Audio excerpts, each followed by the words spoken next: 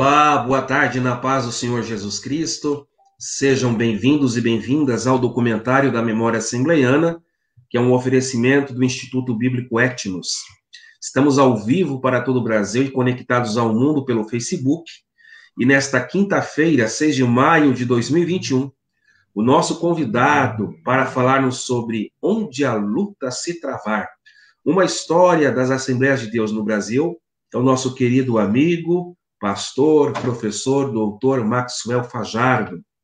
Ele é pastor na Assembleia de Deus Ministério Perus, tem a sua graduação em História pelo Centro Universitário e é mestre em Ciências da Religião pela Unesp, doutor em História pela Universidade Estadual Paulista, a Unesp de Assis, além de pesquisador da Rede Latino-Americana de Estudos Pentecostais, RELEP, do Grupo de Pesquisas Religião e Periferia Urbana na América Latina, REPAL, da Unesp, e também do Grupo de Estudos do Protestantismo e Pentecostalismo, o GEP da PUC São Paulo. Professor Maxwell Fajardo, seja muito bem-vindo ao documentário da Memória Assembleiana e, primeiramente, muito obrigado por aceitar o nosso singelo convite.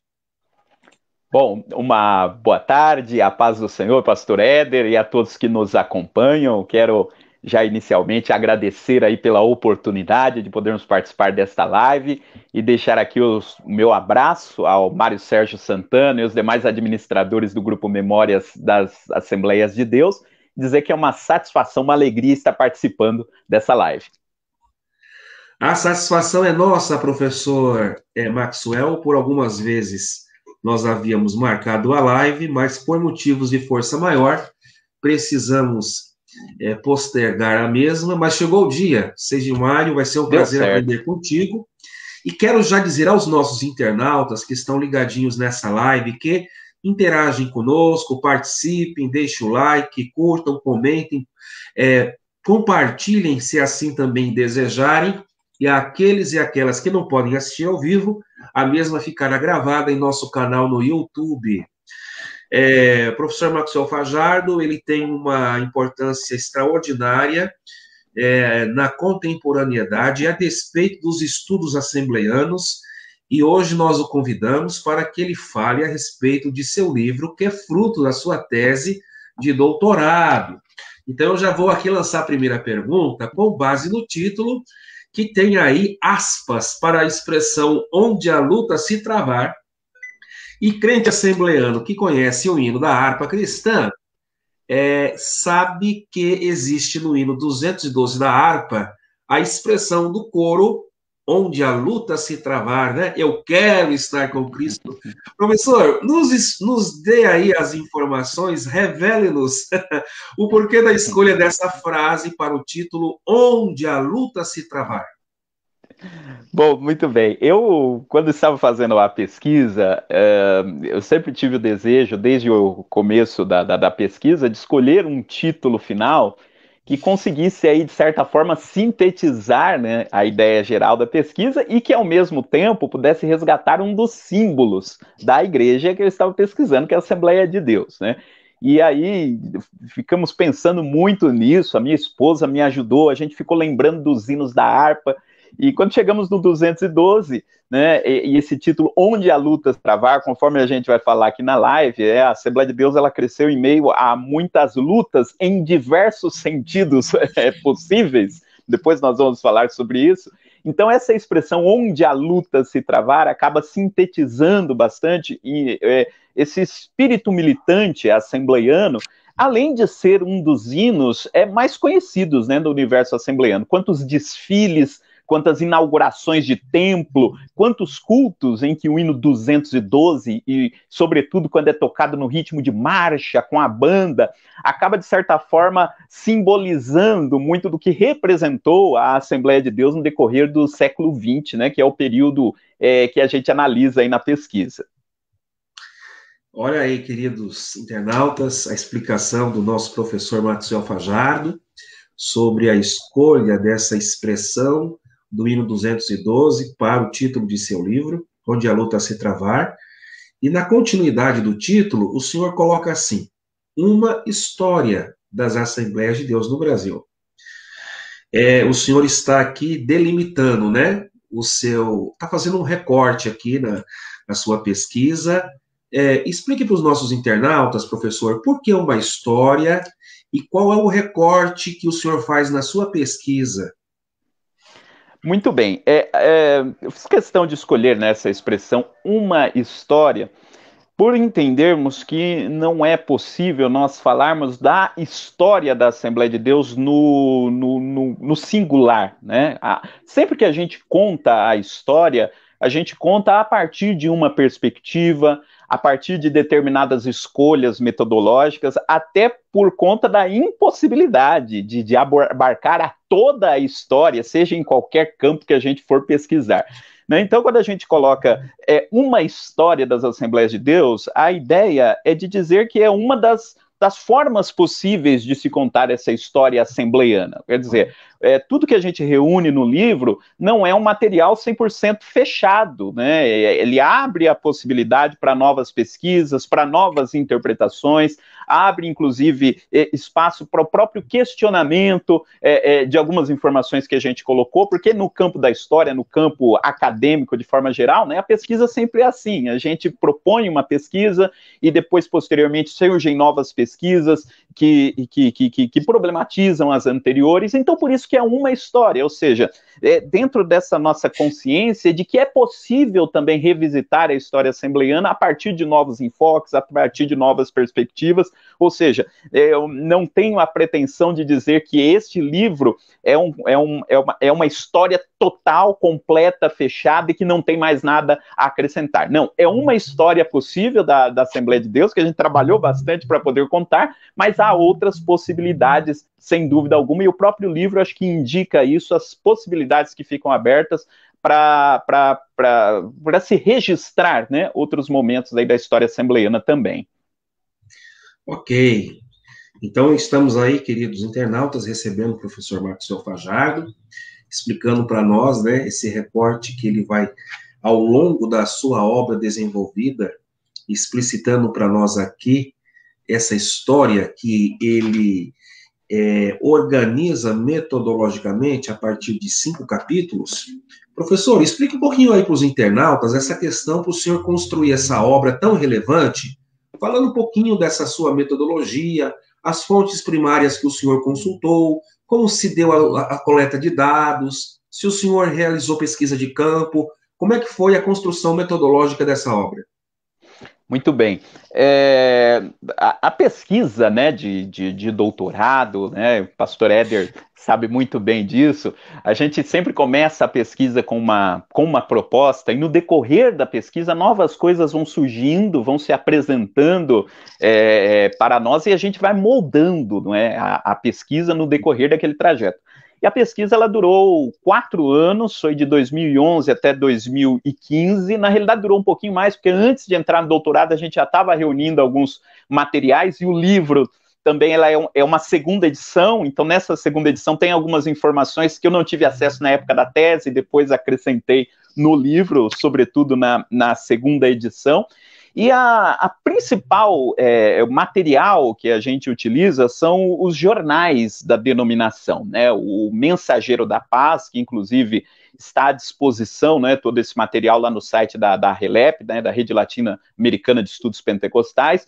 O uso dos jornais da denominação, Boa Semente, o Mensageiro da Paz, foi o principal trabalho que nós fizemos. Nós fizemos esse trabalho de análise dessas fontes e fomos tentando construir como que era a dinâmica histórica da Assembleia de Deus a partir daquilo que está registrado no jornal. Então a gente teve todo esse trabalho de fazer a leitura de todos esses jornais, né, ou pelo menos fazer a leitura de todos, né, é muita coisa, mas assim, selecionar em todos os jornais, passar por todos eles, selecionar aquelas matérias que eram de interesse para a pesquisa e entender como que foi essa dinâmica da igreja, olhando principalmente os jornais da denominação, as revistas de escola dominical da denominação, foi outra fonte que utilizamos, nós utilizamos também a harpa cristã, como está no próprio título, foi uma das análises que nós fizemos de alguns hinos da harpa cristã, e além de toda a história oficial que foi produzida pela Assembleia de Deus, foi um recurso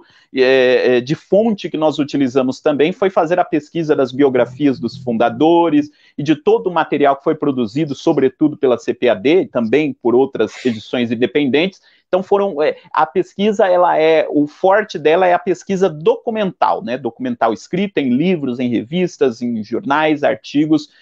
A maior parte da pesquisa se deu aí através desses materiais. Queridos internautas, então o professor Maxwell está nos dando aí hoje um brinde, né? Estamos sendo brindados por esta tão rica pesquisa que durou mais de 4 anos, e foi lançado o livro, e ele disse depois da tese, não é, professor? O senhor coletou mais informações, correto? E foram acrescentadas dentro da sua pesquisa. Então, se fizermos uma comparação do livro com a sua tese, existem acréscimos que foram feitos posteriormente. Isso. A tese ela foi defendida em 2015, depois a primeira edição do livro, que é o verdinho, que tem gente que tem a edição verdinha, né? Ela é de 2017. A segunda edição é de 2019.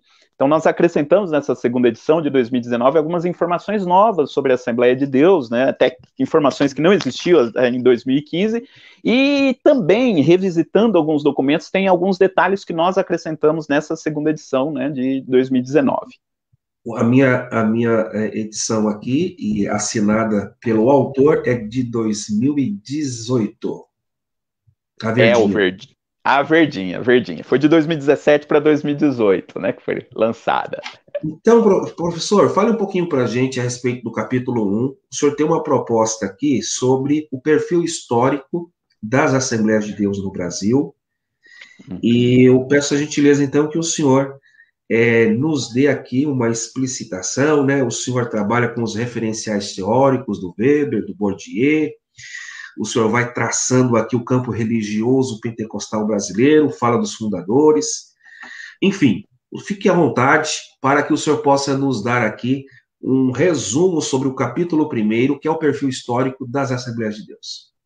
Bom, muito bem. Como se trata de uma obra que veio de uma tese, né? Sempre quando a gente vai fazer uma pesquisa de doutorado, como o próprio nome já diz, a gente precisa produzir uma tese, ou seja, uma nova ideia, uma nova proposta para se analisar aquele objeto, né? Então, sempre de um programa de doutorado, espera-se que o trabalho final proponha uma nova tese, ou seja, uma nova perspectiva sobre o objeto. Para a gente poder chegar nisso, a gente tem que partir de um problema, de uma problemática. Então, toda pesquisa de mestrado, de doutorado, a gente está analisando determinado problema. Problema no sentido acadêmico, né? Não problema no sentido negativo. A gente tem um fenômeno, né? E a gente analisa o fenômeno. Qual é a pergunta que a gente faz para aquele fenômeno? Na pesquisa, a pergunta que eu levanto logo lá no começo, que eu procuro responder ao longo do livro, é a seguinte: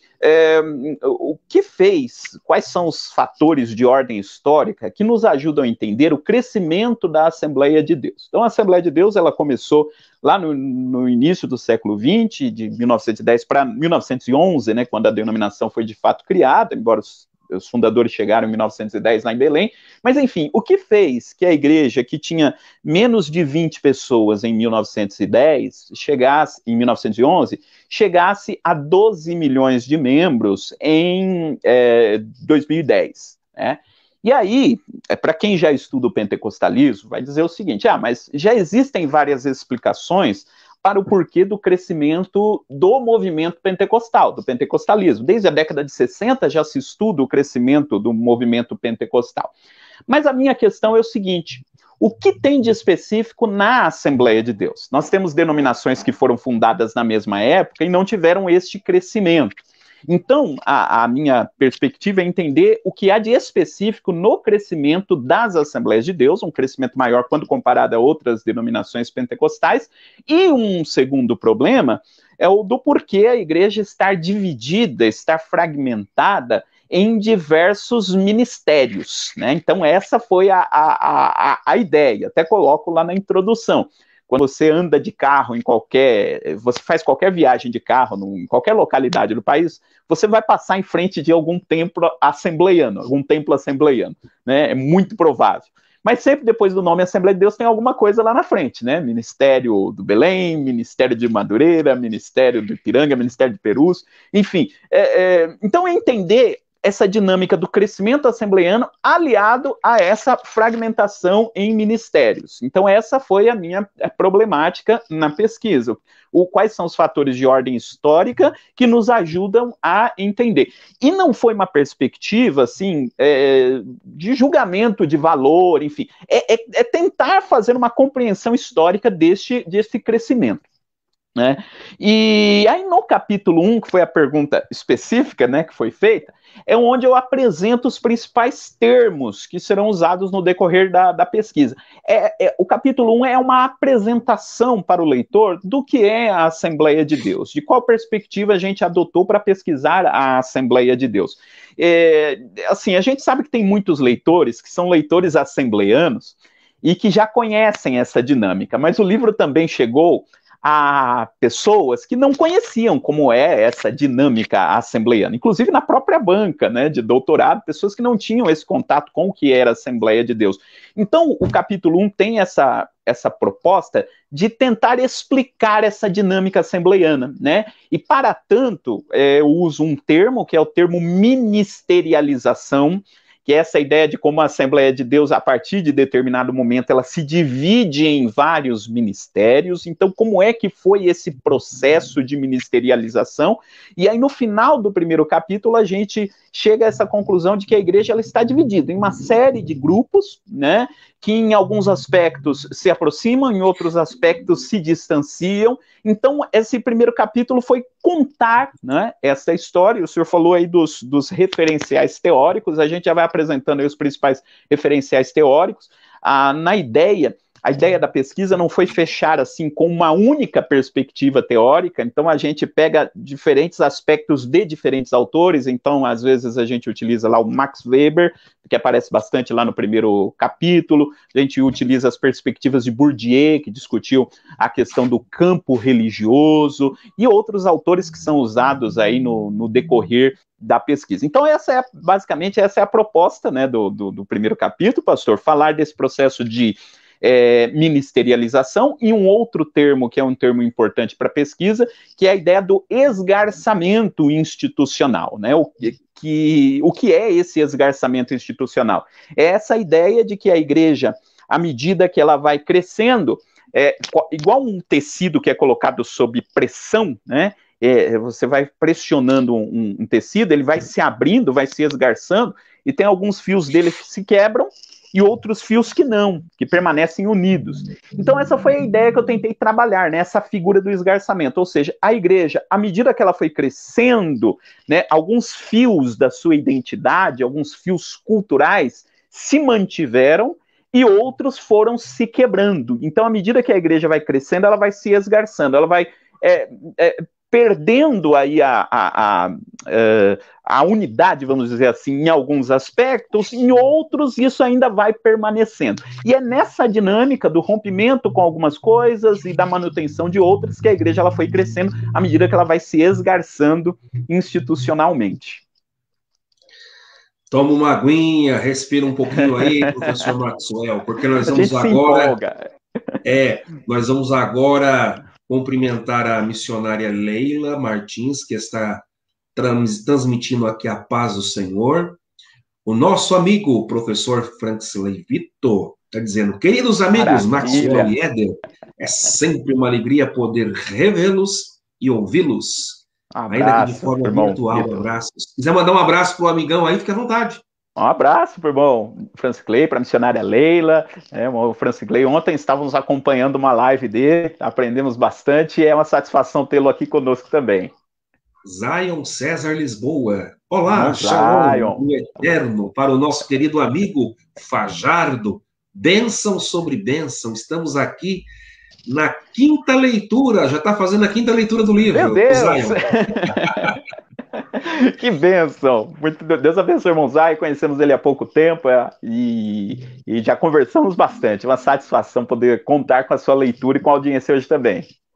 Deus abençoe a todos e a todas que estão aí ligadinhos nesta live, aprendendo com o nosso querido professor Maxwell Fajardo, que tem feito uma tremenda obra aqui, o livro dele, irmãos, olha, no final você vai fazer o merchan, o senhor vai divulgar onde que o pessoal vai poder comprar o seu livro, não pode faltar na biblioteca de todos aqueles e aquelas que desejam conhecer um pouco mais da história das Assembleias de Deus. Professor, é o seguinte, vamos para o capítulo 2.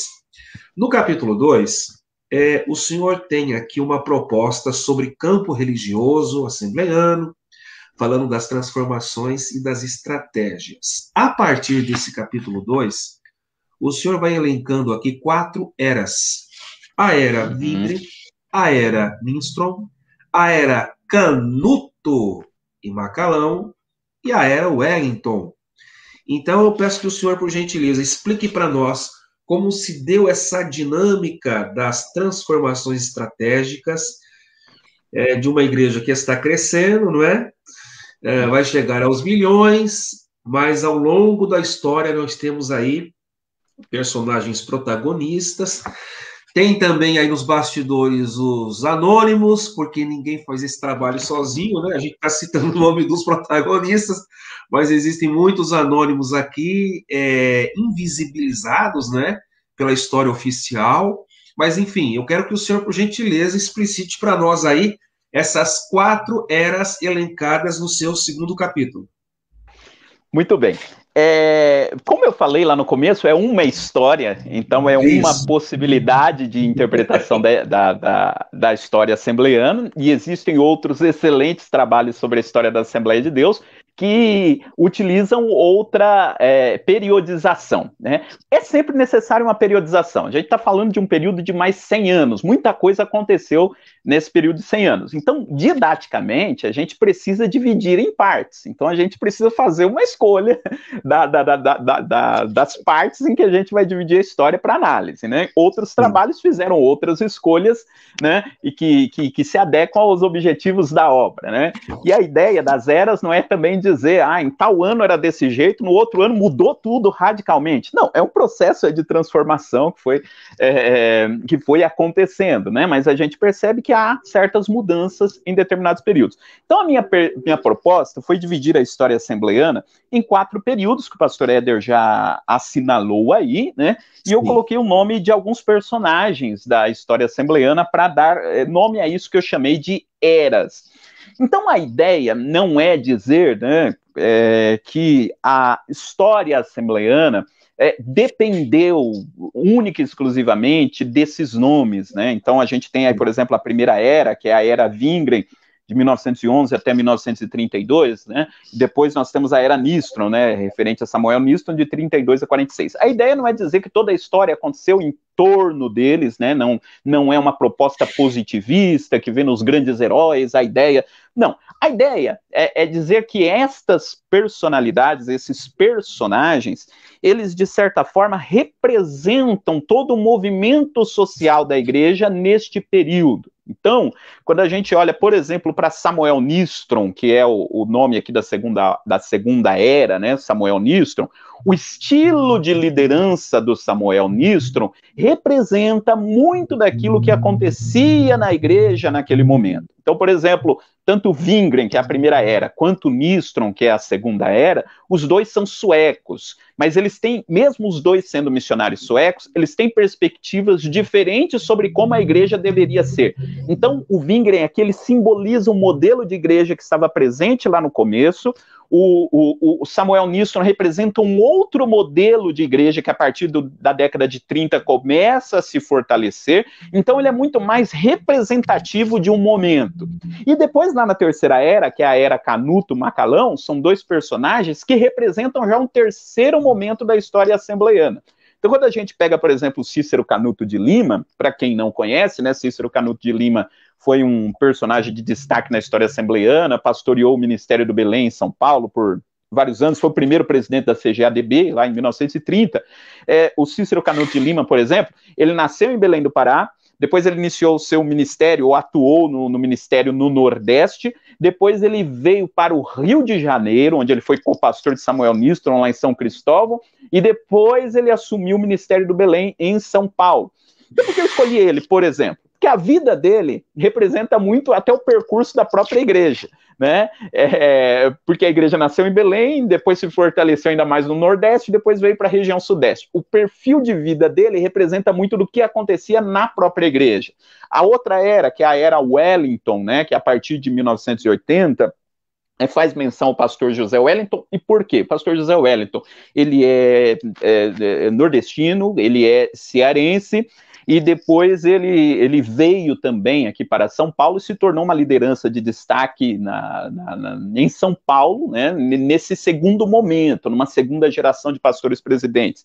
Ou seja, o perfil de vida dele representa muito o perfil de muitos membros assembleanos naquele momento, né? Que são nordestinos, quando a gente pensa na igreja nesse contexto do Sul-Sudeste. Né? São nordestinos que vieram para o Sul e Sudeste e que são membros dos grandes ministérios que estão aqui se formando. Então ele representa muito esse perfil migratório e era muito representativo na igreja neste período. E eu dou um foco aqui para o Sul e Sudeste, mas lógico, esse mesmo processo acontecia em outros lugares do país nesse mesmo momento, a migração, né, sobretudo nesse período. Então eu escolhi esses personagens muito mais para mostrar que o estilo de liderança que eles tinham fazia eco às características da igreja naquele período. Então, por exemplo, o estilo de Samuel Nistron, ele fez eco a esse período de 1932 até 1946,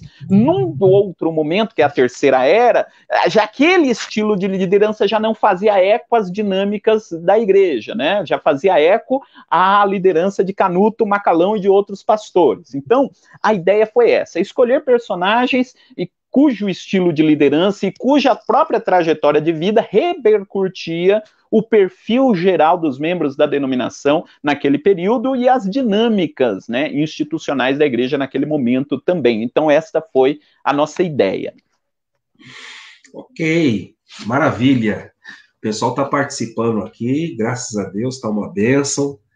Queridos internautas, para quem chegou agora, estamos recebendo o professor Maxwell Fajardo, que tem a sua contribuição extremamente significativa na pesquisa das Assembleias de Deus, a partir da sua tese de doutorado, que é fruto do livro Onde a Luta se Travar, uma história das Assembleias de Deus no Brasil. Já falamos de forma introdutória sobre o título, a escolha desse objeto de pesquisa. Me ouve bem, professor? Sim, sim, perfeito. Ok. Já também discorremos de forma bem resumida sobre o capítulo 1 e o capítulo 2, e sobre o capítulo 3, que nós vamos agora pedir para que ele faça para nós aqui uma análise de forma sintetizada.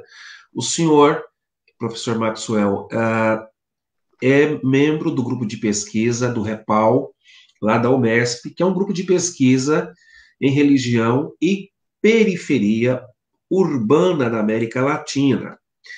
Nós temos aí, dentro desse centenário assembleiano, um recorte do período histórico do êxodo rural. Nós temos aí o senhor aqui fazendo uma análise sobre as Assembleias de Deus dentro do estado de São Paulo, especialmente aí na periferia da cidade de São Paulo, trazendo aí o Ministério do Belém e também o Ministério de Madureira. Então, eu queria que o senhor falasse para nós um pouquinho aí no capítulo 3, quais são esses caminhos de expansionismo na metrópole, na periferia. A Assembleia de Deus não cresceu muito entre os nobres da classe alta, não, é mais na periferia, às margens da sociedade. Professor, nos explique aí como é que foi esse expansionismo assembleiano na metrópole, entre esses ministérios do Belém, da Madureira, entre outros. Bom, vamos lá. Então, esse capítulo 3, eu detenho aí o meu olhar sobre São Paulo, a cidade de São Paulo, como se deu o crescimento da Assembleia de Deus na cidade de São Paulo, mas a ideia não é que a gente para de falar do todo, né? Vamos esquecer tudo, agora vamos falar de São Paulo. Não, a ideia é relacionar com aquilo que a gente já vinha discutindo nos outros capítulos. E nos outros capítulos já vai transparecendo a ideia de que o período de maior crescimento da igreja foi nesse período de industrialização, de urbanização, um período das migrações internas, né?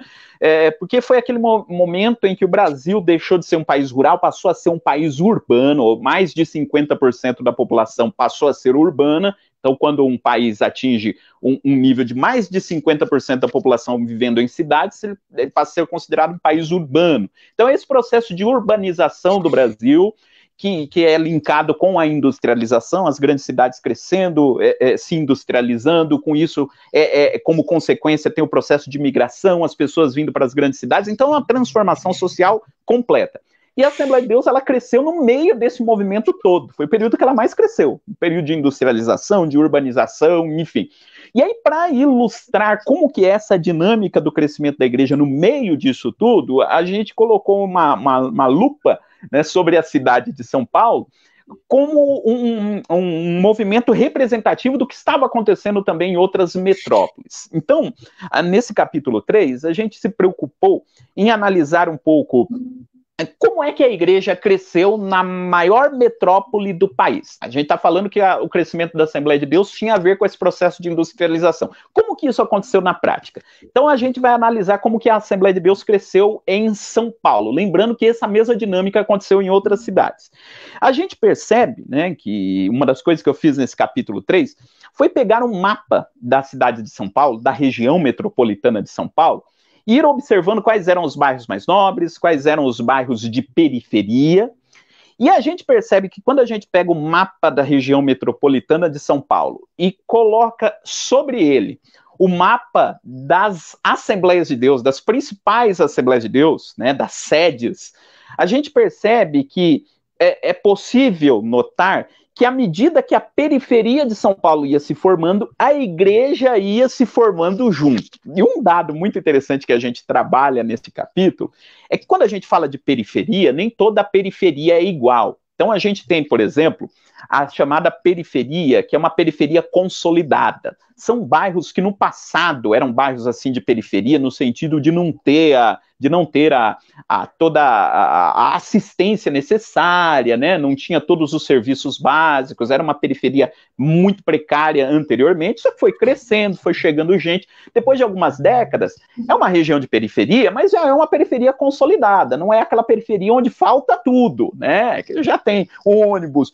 já tem uma rede de comércio, é uma periferia consolidada. É diferente da chamada fronteira urbana, que é a fronteira urbana, que é a periferia que ainda está em expansão. Então, para simplificar, a gente pode dizer que tem uma periferia mais antiga, que já está consolidada, onde já é mais difícil você comprar uma casa, que os preços já são mais altos, e você tem uma periferia que ainda está em expansão. Então, uma periferia antiga, uma periferia mais recente. E aí, quando a gente vai pegando um mapa da região metropolitana de São Paulo, pegando essas periferias mais antigas e as periferias mais recentes, a gente percebe que os maiores templos das Assembleias de Deus em São Paulo estão onde? Em que bairros? Nos bairros que hoje são periferias consolidadas. São periferias, né, que hoje, alguns desses bairros nem são mais considerados periferias, mas você tem grandes templos assembleanos. Por quê? A Assembleia de Deus cresceu ali junto com o bairro. Quando era uma periferia muito precária, foi quando a igreja cresceu. Quando a igreja se estabeleceu. À medida que a igreja foi crescendo, o bairro foi se consolidando, a igreja foi se consolidando junto. Né? Então é o que acontece, por exemplo, no bairro do Belém. A igreja ela começou naquele meinho ali, para quem conhece São Paulo, né? Entre o Brás, Belém. O bairro do Brás é muito significativo. Os dois grandes ministérios assembleanos que tem em São Paulo começaram ali no Brás. Inclusive o próprio Ministério do Belém começou no Brás, depois é que foi para o Belém. Começou ali, é onde estavam o pessoal que veio trabalhar ali nas fábricas que tinham no Brás e tal. A igreja começou naquele momento, o bairro foi crescendo, foi se consolidando. consolidando, a igreja se consolidou junto. E hoje, então, se você pega o mapa da igreja hoje, você percebe, as sedes estão nessas periferias consolidadas e a maioria das congregações que ainda estão surgindo, as congregações estão normalmente nessas fronteiras urbanas ou nessas periferias mais recentes. Então a gente trabalhou isso nesse capítulo, como a história da periferia de São Paulo, ela se cruza com a história da própria denominação. Inclusive tem um mapa que eu coloco de comparar onde estão as sedes das igrejas com a linha do trem. Se você pega a rede de linhas de trem em São Paulo e você vai vendo onde estão os principais templos da Assembleia de Deus, você percebe que são próximos das linhas dos trens. Por quê? Eram as linhas dos trens que eram utilizadas pelos trabalhadores, onde iam se formando, onde tinham as indústrias e onde iam se formando os primeiros bairros operários. As igrejas foram nascendo ali entre os operários e hoje você tem uma proximidade entre o mapa das linhas dos trens e onde estão os principais centros. Então, nesse terceiro capítulo, a gente discute justamente isso, essa relação que existe entre a formação da periferia de São Paulo com a formação da própria igreja. E ilustra o que aconteceu em outros estados, né? Estávamos falando outro dia com o Mário Sérgio sobre a realidade de Joinville e de outras cidades. Eu falo, é mais ou menos esse mesmo desenho. Quando a gente vai para o Rio de Janeiro, a gente também percebe a formação da periferia estando ligada a essa formação da própria igreja. Os caminhos vão se cruzando. Isso é muito interessante para nós analisarmos. Maravilha. Olha aí, professor, tem gente participando, tem pessoas aqui mandando mensagens, muitas pessoas. O Felipe Lopes escreve que a Assembleia de Deus cresce entre os periféricos. E também o Davi Bezerra Silva cumprimentando com a paz do Senhor. Amém. Deus abençoe. O pessoal, tem muita gente mandando aqui recadinhos, mas depois o senhor fique à vontade, professor Maxwell, para respondê-los individualmente aqui no chat, do que a live vai ficar gravada aqui no Facebook do Memórias, para a gente tocar o barco aqui, porque Perfeito. o tempo está correndo, O tempo urge. Mas veja bem, queridos internautas, já ouvimos então o professor falando sobre este panorama do campo religioso assembleiano na capital de São Paulo e região metropolitana. Mas, no capítulo 4 agora, professor, o senhor vai trabalhar com as práticas culturais assembleianas no que tange à construção desta tradição assembleiana. E ali o senhor vai nos dando aí as informações da sua pesquisa a despeito do culto assembleiano, né? O que é um culto assembleiano? E ali o senhor vai também falando sobre outros formatos tradicionais deste culto assembleiano. Eu queria que o senhor explicitasse para nós aí, por gentileza, como que se dá essa construção da tradição assembleiana, essas práticas culturais assembleianas. Muito bem. Assim, qualquer pessoa que pesquisa a Assembleia de Deus, né, vai dizer que não pode fazer uma coisa que eu acabei de dizer aqui, né, falar da Assembleia de Deus no singular, né? Não existe a Assembleia de Deus, existem assembleias de Deus. Elas são muito plurais. Existem Assembleias de Deus assim de vários tipos, de vários modelos.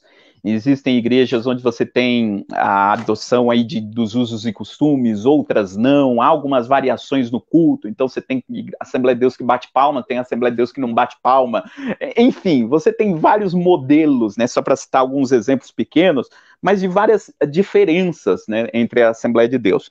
Porém, eu uso em algum momento uma expressão que é do que eu chamo de assembleianismo mínimo, ou seja, todas essas variações que existem na tradição assembleiana partiram de algo e que era comum, nem que fosse lá no início da igreja. Então, existe certo padrão do que era o culto assembleiano, e isso foi sendo modificado em determinados ministérios, foi sendo mantido em outros ministérios. E aí para pensar nessas práticas culturais assembleianas, nesse segundo capítulo eu foquei em duas coisas, no culto assembleiano e na hierarquia assembleiana. Primeiro, o culto. O culto é um espaço que a gente consegue ver várias práticas culturais ali sendo manifestas. Então, nesse capítulo 4, em que eu analiso o culto assembleano, eu fui pegando os principais elementos que fazem com que um culto, ou pelo menos, ainda que não seja assim hoje, mas que pelo menos nas décadas de 80, 90, o que se considerava um culto assembleano. O assembleano era considerado o culto que tinha esses elementos que eu coloquei aqui. E ao analisar esse elemento, a gente vai puxando várias características históricas da igreja. Então, por exemplo, uma coisa, um culto assembleano clássico seria o culto que começa com 3 hinos da harpa. Né? Então, essa análise do culto, a gente fala, se você tem os 3 hinos da harpa cristã no começo do culto, depois você faz uma leitura bíblica e depois você canta os chamados hinos avulsos. Não se canta os hinos avulsos, né, no começo do culto. O culto começa com a tradição dos 3 hinos da harpa. Né? Então, a partir disso, quais são as análises históricas que a gente pode observar? Né? Que nesse primeiro momento do culto assembleano, procura-se manter essa tradição. Né? Tem que se cantar os 3 hinos da harpa. Se não cantar os 3 hinos da harpa, não é um culto assembleano. A gente tem que manter a harpa cristã. Mas, por outro lado, você tem um momento do culto em que a tradição se abre para novas perspectivas a partir dos chamados hinos avulsos, que às vezes vêm de outras tradições religiosas. Então, por exemplo, eu analiso como lá na década de 50, no Mensageiro da Paz, você encontra lá no Mensageiro da Paz, discussões se a gente tinha que continuar cantando só os hinos da harpa o culto todo ou não. Porque a partir do momento que você não canta só os hinos da harpa, você vai cantar hinos que vêm de outras igrejas. Então, por exemplo, a Assembleia de Deus, ela saiu de dentro da Igreja Batista.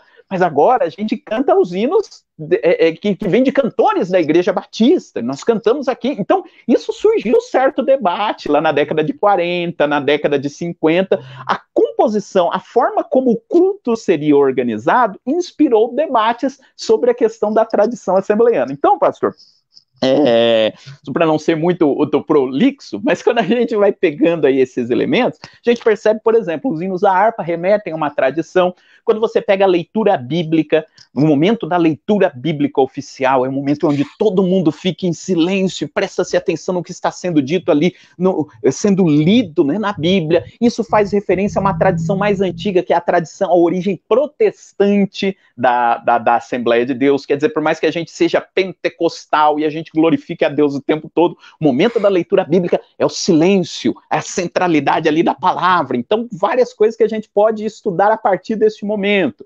Tem o outro momento do culto que é importantíssimo para se entender o pentecostalismo, é o momento em que se contam os testemunhos, né? Quanto menor a igreja, parece que há um espaço maior para que se conte o testemunho. Quanto maior, parece que é mais delimitado. Mas nos ajuda a entender essa origem popular da igreja. Enfim, citei apenas alguns exemplos para mostrar como estudar a estrutura do culto assembleano nos permite puxar vários elementos da própria história da igreja. O culto assembleano ele é muito diverso, várias coisas acontecem no culto, e aí, a partir desses elementos do culto, a gente vai puxando diferentes elementos dessa identidade assembleiana. Foi isso que a gente tentou fazer aí no 4º capítulo.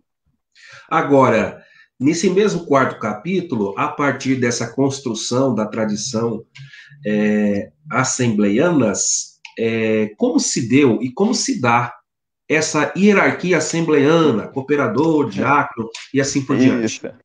Então, nesse 4º capítulo, a gente faz isso também. A gente analisa de onde é que surgiram os cargos, né, de cooperador, diácono, presbítero, evangelista e pastor, a famosa escada ministerial assembleiana. Porque a gente, às vezes, o assembleiano do século XXI pega isso e dá a impressão que sempre foi desse jeito. Então, em determinado momento, Gunnar Wingren e Daniel Berg fundaram a Assembleia de Deus lá em 1911, e na outra semana já tinha cooperador, diácono, presbítero, evangelista e pastor na igreja, e que sempre funcionou dessa forma. Não. Cada um desses cargos assembleianos, eles têm uma história uma história própria. Então, por exemplo, por que nós temos na Assembleia de Deus presbíteros e evangelistas? Então, uma das conclusões que eu cheguei é de que o cargo de evangelista ele foi usado primeiro no Nordeste do Brasil. E o de presbítero é uma tradição que vem das igrejas do Sudeste. Houve um momento em que as igrejas do Sudeste tinham presbíteros e as igrejas do Nordeste tinham evangelistas. E em determinado momento, isso se adequou para que fosse um padrão em diferentes igrejas. Até hoje existem igrejas, por exemplo, que não têm presbíteros, né, em algumas regiões do Brasil. Mas, enfim, tem uma história do porquê se usa hoje o termo evangelista. Qual é a diferença entre um evangelista e um presbítero? Por que na hierarquia assembleiana o evangelista está acima do presbítero? Por que em alguns ministérios, ou na maior parte dos ministérios, o evangelista ele é considerado um ministro e o presbítero não é considerado um ministro? Só que na prática do dia a dia da igreja, ambos fazem praticamente as mesmas atividades na igreja, porque o presbítero tem uma história específica que nos ajuda a entender como esse cargo foi parar na Assembleia de Deus, e o evangelista tem uma outra história, e dentro dos conflitos todos para se estabelecer essa hierarquia que a gente entende que ela ficou do jeito que ela é hoje. Então, é claro, não dá para a gente falar aqui, né, mas eu tentei puxar, né, essa linha de onde vieram esses diferentes cargos assembleianos, e como cada um desses cargos tem uma história específica, né, uma história muito particular, que depois foi juntado, né, e se transformou nisso que a gente chama de tradição assembleiana, tradição da hierarquia assembleiana. Então esse foi o propósito, né. E seguindo essa mesma toada da construção de uma tradição, fale um pouquinho para nós, por gentileza, professor, sobre o espaço das mulheres assembleianas e o espaço dos jovens assembleianos, que são os respectivos departamentos aí de mocidade e círculo de oração. Ah, muito bem, muito interessante isso, né?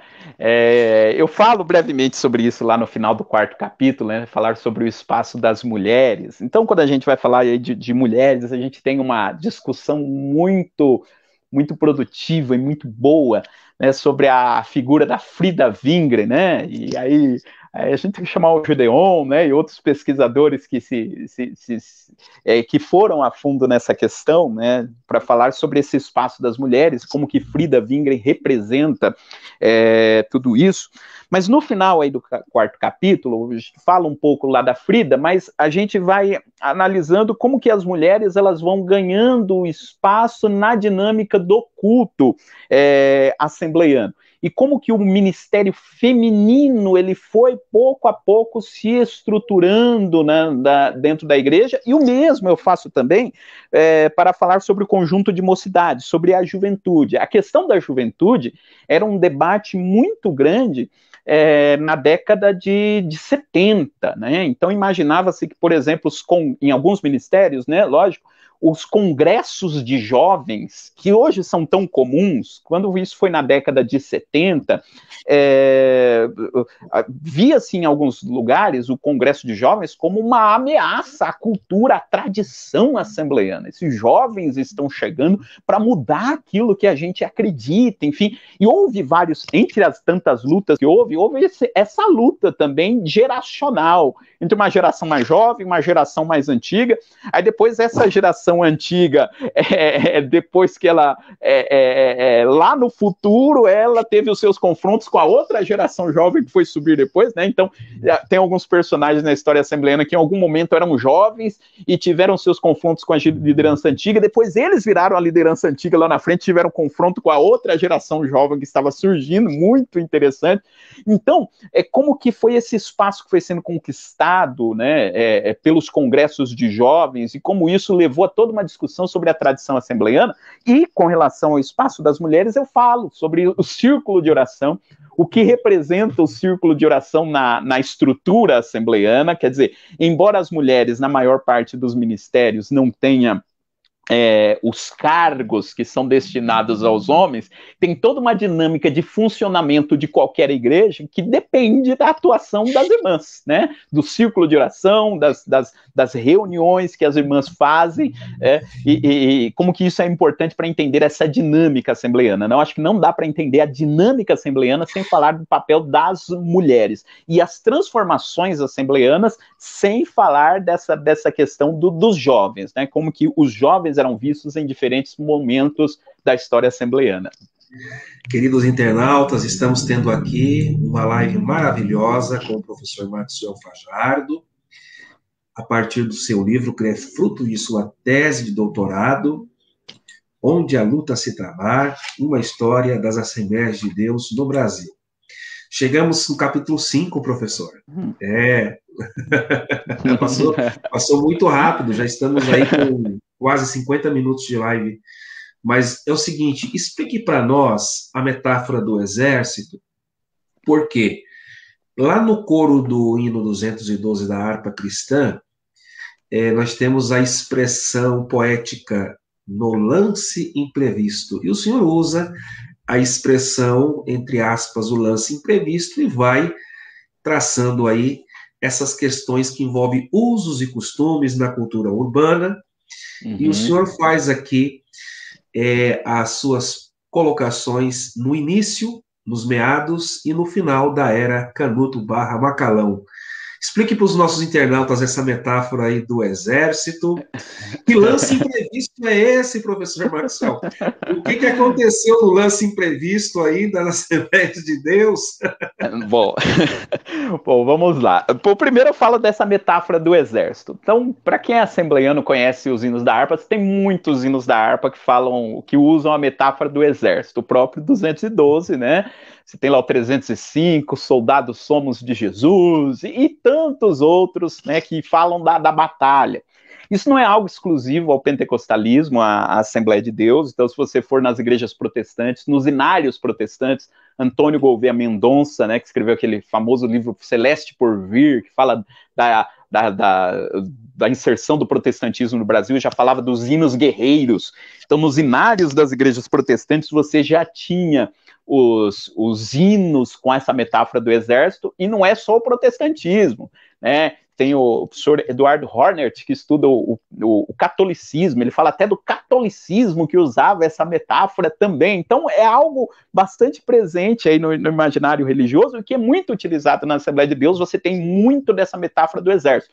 E vale muito a pena nós dizermos, a gente está falando do século XX, que teve 2 guerras mundiais, né? Se a gente for lá para o protestantismo no século XIX, foi um século de muitas guerras. Então, essa ideia de guerra, de batalha, era algo muito presente no imaginário popular, né? Então, a gente pega hoje os hinos e fala, por que se falava tanto de guerra? Guerra era um assunto muito comum no século XIX, na primeira parte do século XX. Então, faz sentido você ter vários hinos que falam sobre guerra e nos comparam com... Opa! Pastor, desculpa aqui, me empolgando, derrubei o celular, mas voltamos. Então, veja, então isso está muito presente nesse imaginário da época. Você tem vários hinos da harpa cristã, então, que trabalham com essa ideia, com essa metáfora aí da guerra, e aqui eu peguei um trecho, então, do 212, que fala do lance imprevisto. Então, o que acontece no meio de uma guerra quando você está na batalha contra o mal, né? Batalha contra o pecado, conforme dizem os hinos da harpa, enfim. O que acontece numa batalha? O lance imprevisto. É aquilo que você não estava no seu plano e acontece, e que você tem que enfrentar. Então eu digo aqui que a Assembleia de Deus ela teve que lidar na década de 40 com um lance imprevisto, algo que não estava previsto originalmente, que eu entendo que é o crescimento das cidades, a cultura urbana. Nas primeiras décadas, a Assembleia de Deus, ela cresceu no norte, no nordeste do país, já estava presente em outros estados mais ao sul, ao sudeste, mas, a partir da década de 40, ela começa a se inserir de uma forma mais evidente nas cidades que estavam crescendo. E o que tinha nas cidades que estavam crescendo? Muitos costumes que não tinham lá no ambiente rural, né? Então, quando você pega o Mensageiro da Paz da década de 40, a gente vê vários artigos de cautela quanto ao que acontecia na cidade. Então, tem um artigo muito interessante de alguém dizendo, olha, a igreja agora ela está presente nas cidades, lá nas cidades tem teatro, né? Mais para frente vai se falar, nas cidades tem cinema, não vai ter mais culto de oração nas igrejas, ninguém vai mais orar, não vamos perder o fervor fervor. Então parece que existia certo receio de que quando a igreja chegasse nas grandes cidades, a cultura metropolitana ia engolir a igreja ia parar de crescer. Por isso que eu estou falando da pesquisa documental. Quando a gente lê os jornais lá da década de 40, 50, você percebe que há esse medo, há esse receio. E aconteceu justamente o contrário. Quando a igreja se estabeleceu na cultura urbana, ela cresceu mais ainda. Ela foi se adaptando a todo esse ambiente urbano, mas cresceu também esse discurso do afastamento das coisas do mundo, entendidas como tudo isso que a cidade oferecia. Então eu pego esse período de 40 até 80 do século XX, nesse capítulo 5, para mostrar como no começo há uma postura de receio, depois você tem uma postura de afastamento, e é quando começa a ficar muito forte no imaginário assembleano e no discurso assembleano a ideia dos usos e costumes. Os usos e costumes é um discurso que começa a ser muito ressaltado nesse período. A igreja já está presente ali nas cidades e fala, não, o crente tem que ser diferente do mundo, não pode fazer isso, não pode fazer aquilo. Então eu entendo os usos e costumes como esse recurso que a igreja utilizou nesse período em que ela estava avançando nas cidades. Só que a partir da década de 70 e 80, a gente já percebe uma outra postura, uma postura de negociação com algumas coisas. Então, por exemplo, pastor, a gente, um exemplo que eu trato aí no quinto capítulo é com relação ao uso de calças, né? Calças compridas para as mulheres, né?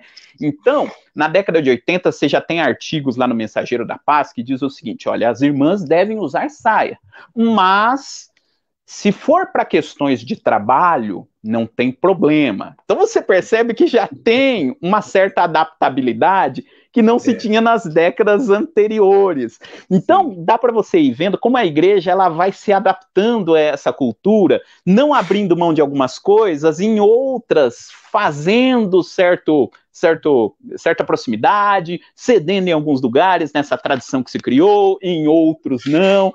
E aí que eu uso, né, o referencial do Michel de Certeau, né? Michel de Certeau, ele trabalha com as táticas e as estratégias, né? E ele vai dizer, o Michel de Certeau é um autor fenomenal, ele diz que muitas vezes o homem comum, a pessoa comum, ele vai provocando mudanças no cotidiano nas brechas que ele vai encontrando. Tem uma tradição que está formada, uma coisa que é muito maior do que ele, mas ele vai encontrando as brechas, que ele vai criando as suas táticas, e aí ele vai modificando as coisas no seu cotidiano.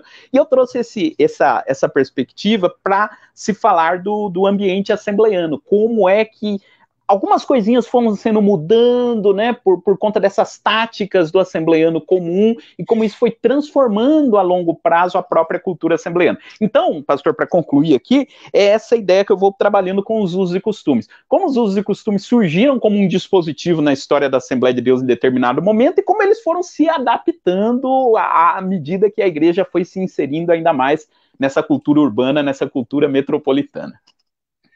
Breno Iago está cumprimentando a nós aqui com a paz do Senhor.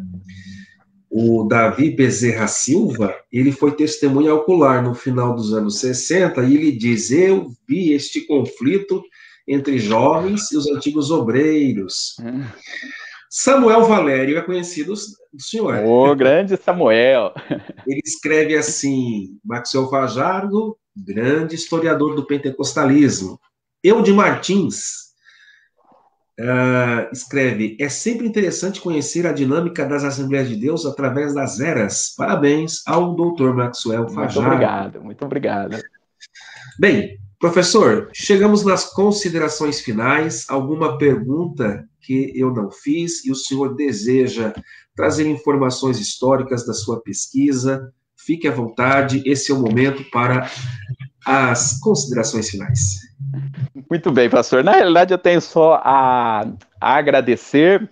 Eu sei que nessa exposição a gente vai pegando alguns pontos, né, da nossa pesquisa, E alguns pontos talvez não tenham ficado tão evidentes, tão claros, né, que partem de toda uma discussão, de toda uma série de elementos que não dá tempo para colocar aqui na live, né? Então eu falo tudo isso também como uma forma de dizer, né?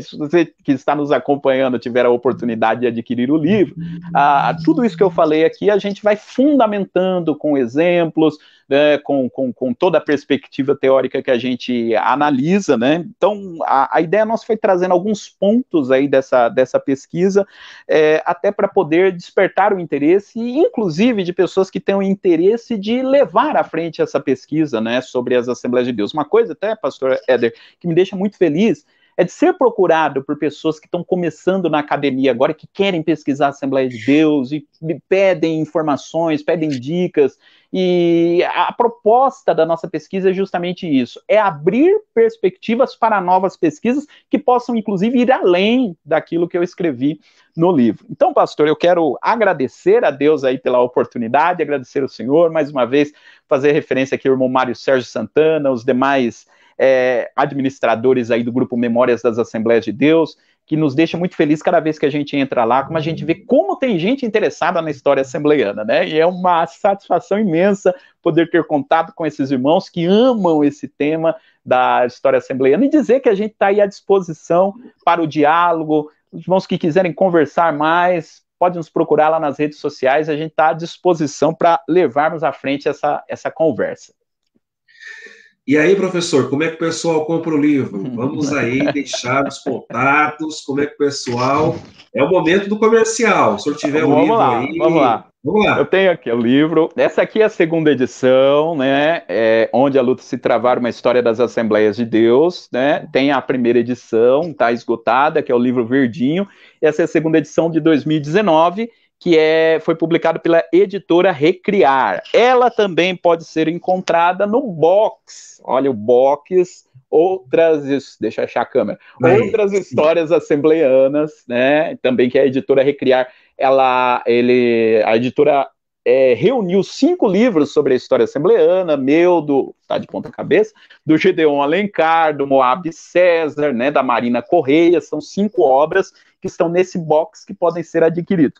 Bom, para adquirir tanto o box quanto o livro, você pode procurar lá no site da editora Recriar.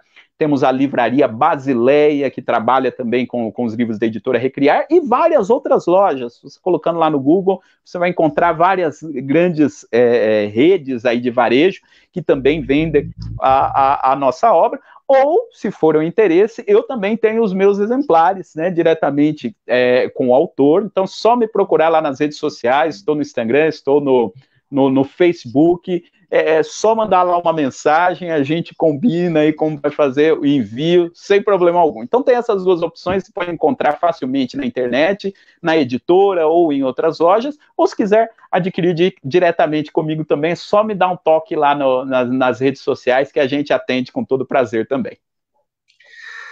Olha, queridos internautas, eu tenho o livro, recomendo, está aí o recado dado pelo professor Marcel Fajardo, e queria dizer a todos e a todas que o Grupo do Memórias está chegando a quase 200 mil membros. Estamos com 196 mil membros no Grupo do Memórias, e nós estamos preparando com o professor Mário Sérgio Santana e os demais administradores 2 lives históricas com todos os nossos administradores que fazem esse trabalho. Isso.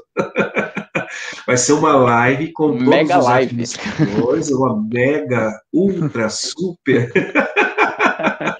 E nós vamos contar para vocês como é que a gente faz esse trabalho, porque esse trabalho não é feito apenas por 1 ou 2 pessoas, há uma equipe aqui que dá sustentação para que esse trabalho seja feito com muita seriedade e responsabilidade. E hoje, o nosso espaço foi aberto ao professor Maxwell Fajardo, que é um amigo, um colega, um pesquisador reconhecido na academia, fora da academia, que tem um trabalho extraordinário também no YouTube. O senhor faz as lições da escola dominical.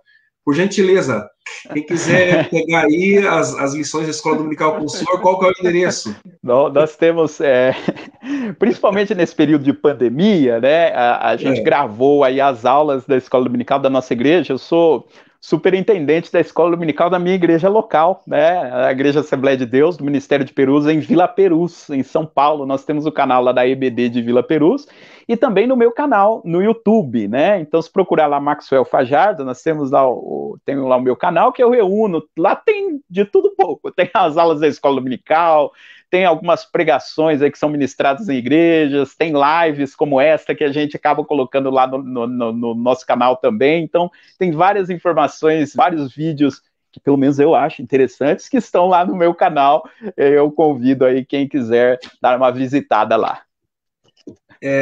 Vou deixar um recadinho aqui da irmã Francisca Santos. Ela diz, muito bom, eu tenho 63 anos de Assembleia. Maravilha, hein? Ela diz assim, ô professor, eu fico muito feliz em poder assistir essas lives. Não é 63 anos de idade, não. Ela falou 63 anos de Assembleia de Deus. A não ser que ela nasceu também no berço evangélico, né? Mas Deus abençoe, irmã Francisca. Deus abençoe a todos e a todas. Infelizmente, chegou ao fim mais um documentário da Memória Assembleiana. E agradecemos muitíssimo ao nosso amigo, professor, doutor Maxwell Fajardo, pela brilhante entrevista e, sobretudo, agradecemos aos nossos internautas que ficaram até agora nos prestigiando com a sua audiência. Aguardamos vocês na próxima quinta-feira, dia 13 de maio, ao meio-dia, horário de Brasília. A live será transmitida aqui mesmo, no Facebook do Grupo do Memórias, quando eu estarei recebendo o psicólogo e doutorando Jimmy Barbosa Pessoa. Ele vai falar para a gente sobre o sofrimento de pastores assembleanos com sintomas da síndrome de Burnout. Então, até lá, permitindo Deus, um forte abraço e a paz do Senhor Jesus.